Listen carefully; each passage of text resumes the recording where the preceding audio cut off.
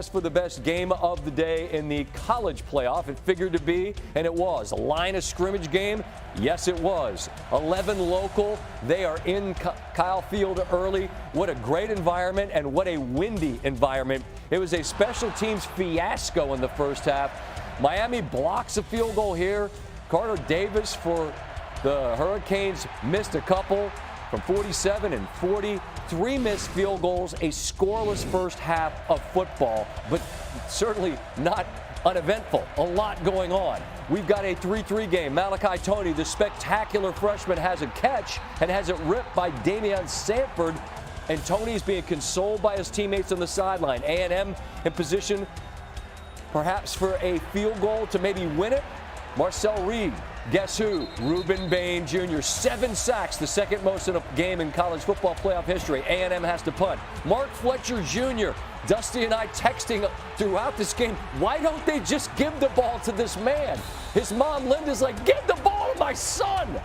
He had 17 rushes for $172. Do the math. He's averaging 10 a carry. 3rd and 5, you do not want to settle for a field goal? A question about maybe do you go down or go out at the 1 and kick a field goal to win it? No. Toney runs it in. Michael Irvin going wild on the sidelines. And now A&M goes right down the field. They've got a chance. Mario Craver back in the end zone. He catches it, but as you can clearly see, that left foot is out of bounds. Next play, it's 2nd and goal. Reed, pass deflected. Mohamed Toure there, a big hit. Wondering would they look at it for targeting? Dusty and I, you talked about this off air. Looked like maybe the helmet hit the shoulder pad first. So now it's 3rd and goal, and it's picked. Bryce Fitzgerald, the pass behind the intended receiver, and Miami.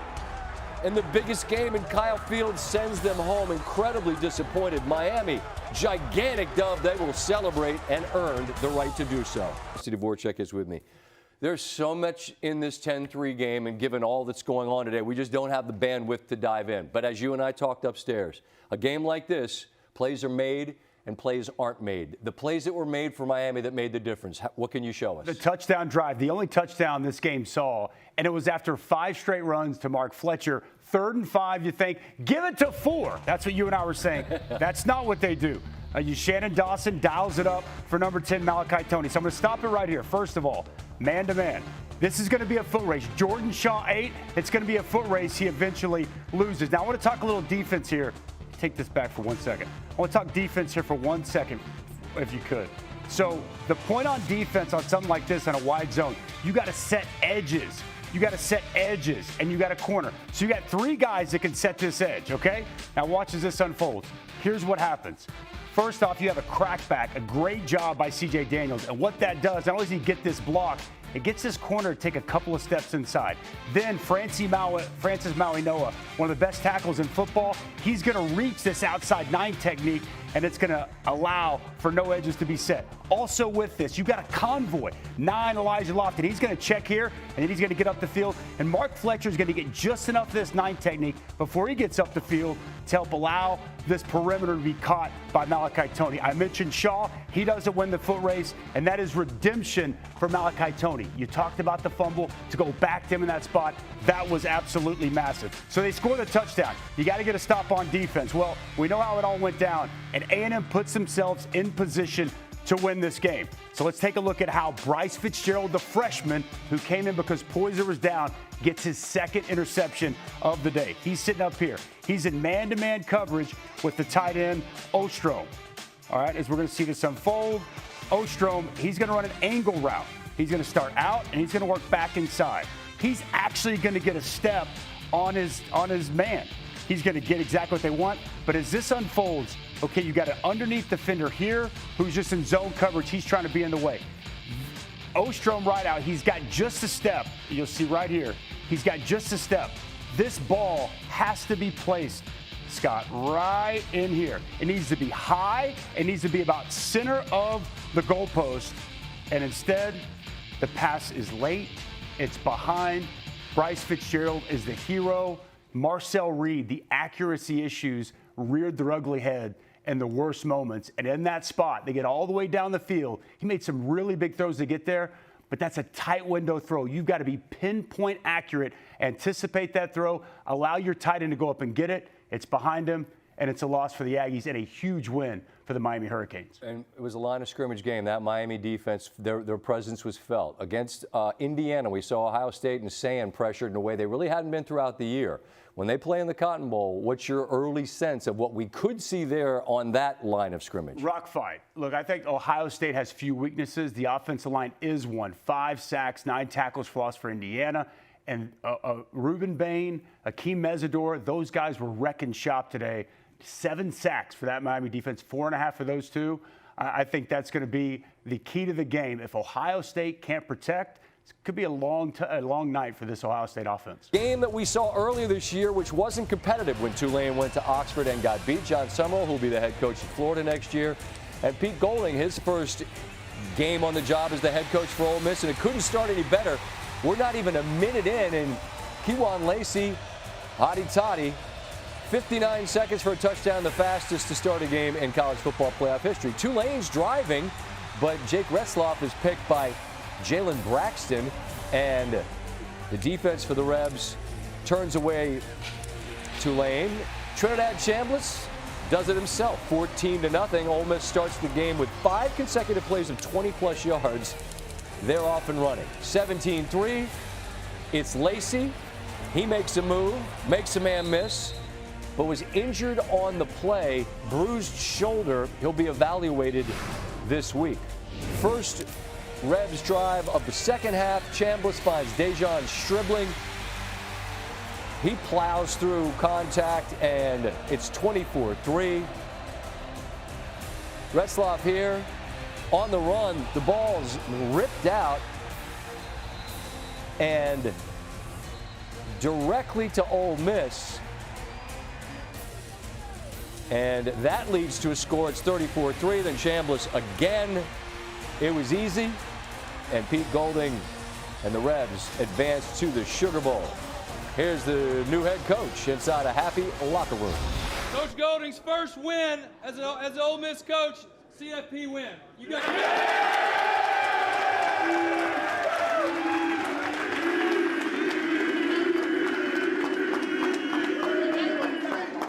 I'll trade it in for the one next week.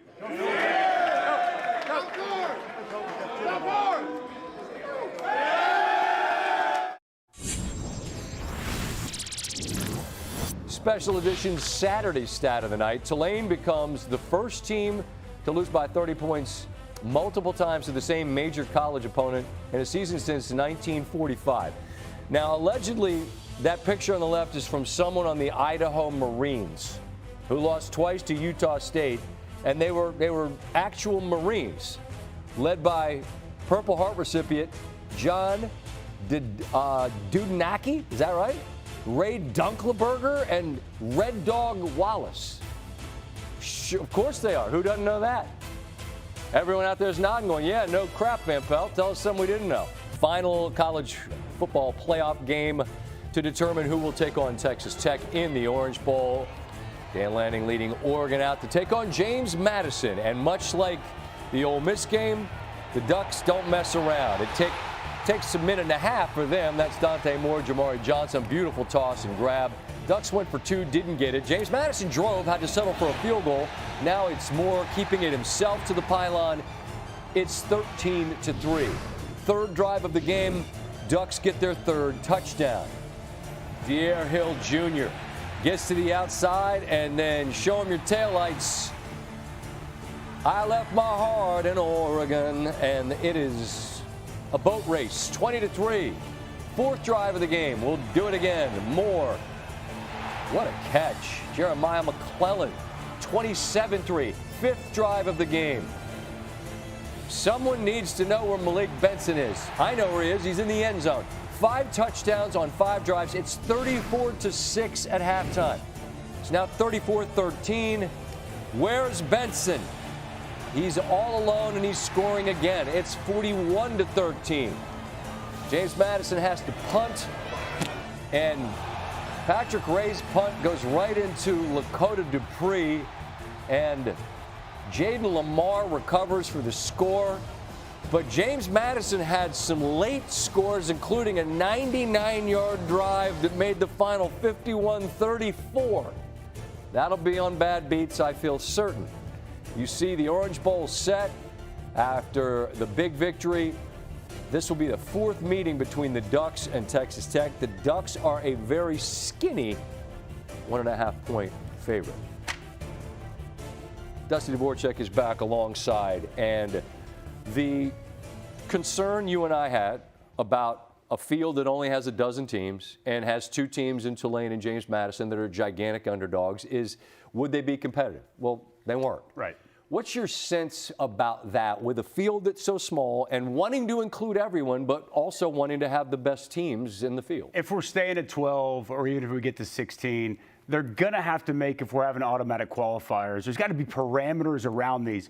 The point of this is to get the best teams in the field. That's what everybody wants to see. That's not what we got this year. I think they're going to, like last year, we looked at it, the seedings that make sense, they fix it. I wonder how much they look at what we saw here today in these last two games and they make some tweaks to whatever that new format's going to be moving forward. It needs to happen. I'm watching these games today. I think people have been saying it all weekend. It was tough not to think about Notre Dame sitting at home on the couch. Or not Vandy or BYU. Or Texas. I mean, take your pick. Sure. I mean, there's a lot of teams. Yeah. And I just think that has to be a real conversation when they put this next format together. But the parameters this year, Correct. these teams qualified. They weren't given like That's some right. pity bid. They qualified based on the system that was set up. It's just moving forward. Does it make the most sense? Well, we said this on Selection Sunday night.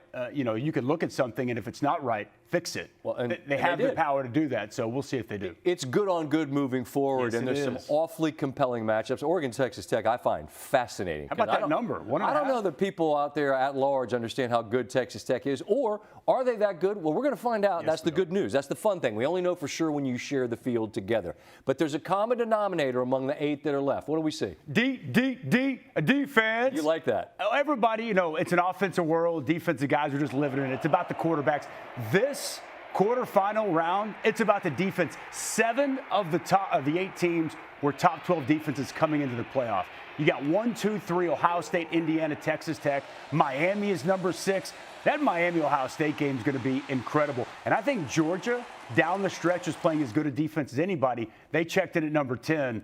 Offense is fun, but defense wins championships. And I think that's what's going to rule the day in these playoffs. I think the teams that get stops, that harass these quarterbacks, that's the teams that are going to win, and ultimately the team that's going to be holding that trophy in the end. Ton of fun hanging out, watching these games with you, but it's going to be more fun watching you do work on television. Your next game, Pinstripe Bowl, which is Penn State against Clemson. I had that as a playoff game when the season started. I had Clemson as my national champion. So did I. Right. All right, well, you're going to be calling their game in Yankee Stadium. Be well. Merry Christmas, my man. I appreciate you. Same to you. Merry Christmas. You want this? You got that?